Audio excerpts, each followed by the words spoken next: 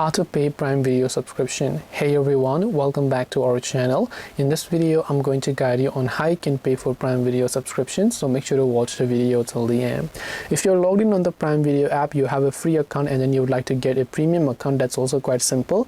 But what you can instead do, and what I would recommend, is that you open up your browser and then you simply open up a new tab and then instead just go to amazon.com/Amazon Prime. I repeat, amazon.com/Amazon Prime. I will make sure to drop a direct link in the description box below.